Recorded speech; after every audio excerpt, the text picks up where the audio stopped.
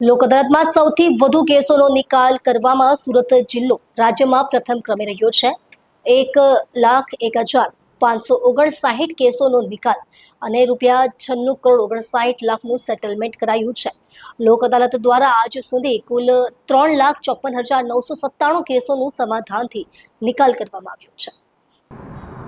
National legal services authority supreme court of India નવી દિલ્હીના નેજા હેઠળ ગુજરાત રાજ્ય કાનૂની સેવા સત્તા મંડળના માર્ગદર્શનમાં જિલ્લા કાનૂની સેવા સત્તા મંડળ સુરત દ્વારા તારીખ 12 જુલાઈએ સુરત જિલ્લાની તમામ અદાલતોમાં રાષ્ટ્રીય લોક અદાલતનું આયોજન કરાયું હતું। રાષ્ટ્રીય લોક અદાલતનો આજે યોજાયેલી કુલ 1,05,554 કેસો રજૂ કરવામાં આવ્યા હતા, જેમાંથી 1,01,559 કેસોના સમાધાનથી સફળ નિકાલ કરવામાં આવ્યો છે। આ તમામ કેસોમાં કુલ 96,59,18,980 કરોડથી વધુની રકમનું સેટલમેન્ટ થયું છે। લોક અદાલતમાં સૌથી વધુ કેસોનો નિકાલ કરવામાં સુરત જિલ્લો રાજ્યમાં પ્રથમ ક્રમે રહ્યો છે, જે એક નોંધપાત્ર સફળતા છે।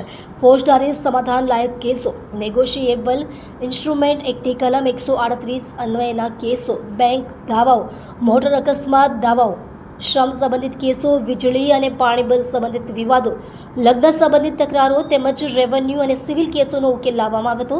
જિલ્લા કાનૂની સેવા સત્તા મંડળના અધ્યક્ષ તથા મુખ્ય જિલ્લા ન્યાયાધીશ શ્રી રાહુલ એ ત્રિવેદીના માર્ગદર્શનમાં લોક અદાલતમાં ન્યાયાધીશો, વકીલો અને પક્ષકારોએ સમાધાન દ્વારા તકરાર નિકાલમાં સહભાગી થયા હતા। લોક અદાલત દ્વારા આજ સુધી કુલ 3,54,997 કેસોનું સમાધાનથી નિકાલ કરવામાં આવ્યો છે। મુખ્ય જિલ્લા ન્યાયાધીશે આગામી લોક અદાલતનો વધુમાં વધુ લાભ લેવા અનુરોધ કર્યો છે, જેમાં જિલ્લા કાનૂની સેવા સત્તા મંડળના સચિવ અને સિનિયર સિવિલ જજ DR જોશીની યાદીમાં જણાવાયું છે।